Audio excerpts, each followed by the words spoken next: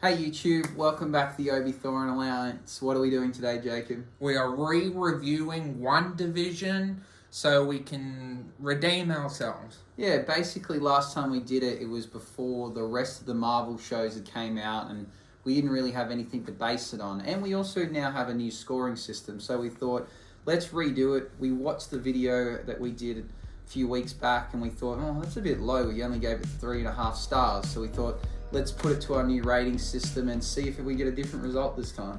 So stick around and see what we give it. So, WandaVision. Seen a few extra shows now. We've got something to compare it to.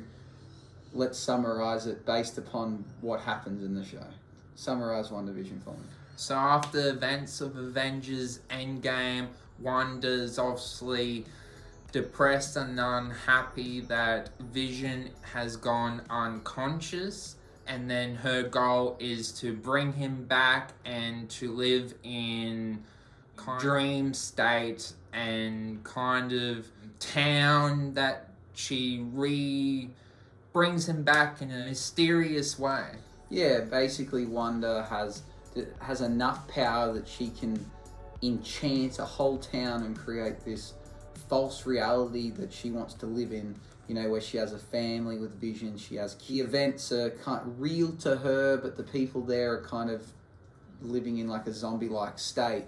But the show doesn't allude that to us at first. We see this old-time show where it's in black and white. It's themed after the Dick Van Dyke Show, and then each episode moves on to be a different theme, like Bewitched, Malcolm in the Middle, so forth, moving through that.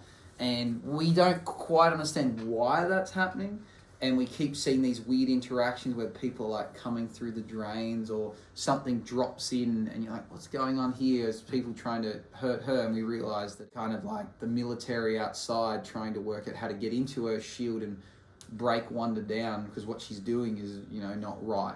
But she's not completely evil. She's partially a villain. She's partially not. We ultimately then get revealed why she's got these sitcoms in her head, because she grew up watching them. We get a backstory to her like sad childhood, but it's presented ultimately really, really well. What did you think about how it's presented with the different sitcoms per week?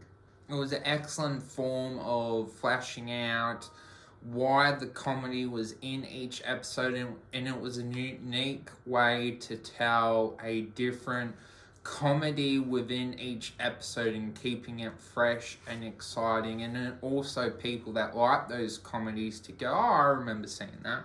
Yeah, I think they did a really, really good job representing the shows that each episode was based off. It's unique. It's not like any other show. Like in terms of giving it a rating, uniqueness is where it just, you know, thrives. It's almost a 10 out of 10 for that alone. So let's move into a verdict. Tell us what you gave it. So last time we both gave it 3.5 stars out of 5, which is, we convert that into 70%. So what did we give it this time? What did you give it?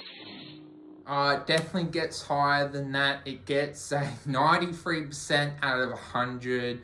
Now we have seen what the shows Marvel has done. You can argue that it's number 1 or number 2, depending on how you feel about the other shows. I know some people like Loki, some people like Miss Marvel, some people, we all like different things. WandaVision set the benchmark for the rest of the shows, and if you watched it again, I think you would still go, that was an amazing show. Except for the villain Athaka. Besides that, its acting was amazing. Visually, it was amazing. Amazing show, and really even looking forward to Vision Quest that they are making. Highly entertaining show, and it was amazing to watch.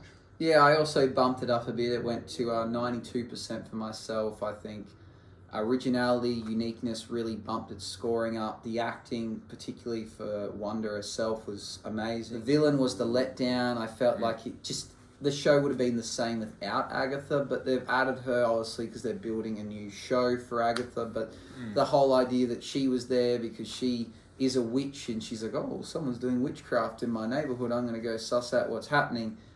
I think it was poor. I don't think it was needed. I think the show alone was great, and it builds onto so much more. You'll see in one of our other videos we gave favourite villains, and Wanda was my favourite villain because I think that she has She does do bad stuff, but at heart, she just wants a family, and that's what this show builds. And then it really builds onto Strange and the Multiverse of Madness, and I think these two intertwine perfectly. This show, I think it's the best Marvel show, and maybe one of the most unique shows I've ever seen. So I think it's scoring we gave it the first time round was a bit low. They got more deserving scores this time. Yes. No real need for spoilers, I guess. You can see our other discussion and other videos to what we've got. We kind of mentioned that what we would change about it is getting maybe the villain changing and maybe a little bit of twist on what happens with Vision. Yeah. But beyond that, it's a much better show this time. Anything else you want to add to it for this re-review? I definitely think originally the Falcon and the Winter Soldier was meant to be first, but I know the main issue was, and this is why a lot of people thought it was terrible and didn't watch it, was because at first it was in black and white. Well, I guess I can understand, but I don't think that's the reason why you shouldn't watch the show if you haven't watched it yet. Give it a go and still watch it, and once you get past the black and white, it's arguably the best Marvel show, and I would highly recommend it. I know a lot of people got frustrated with that, but besides that little issue, because I was telling Luke from the beginning, you need to watch WandaVision, and he kept saying no, and then he gave it a shot and he enjoyed it. Yeah, I had a lot of people that watched the first episode and didn't get it, or didn't realise what they were trying to do, and it doesn't come clear in the first episode, so they're like, oh, the first episode was crap, don't watch this, and that off-put me. But then once Jacob had seen future episodes and then could give me a better recommendation, that forced me to want to watch it, and it's definitely worth it. Yes, the first episode is strange, but once you understand the reason behind it, it's genius. So this is one of the best shows I've seen, and by far the best Marvel show. I do like Loki at equalness, but yeah, but I think that WandaVision is super, super unique, where Loki is pivotal for the next phase, and it's really entertaining. But Wanda, comparing the two, I think Wanda's just different, and I like different. So I would pick Wanda, but roughly the same score, I'd say, for the two. Well, thank you for watching. Hope you enjoyed this new style of scoring scores.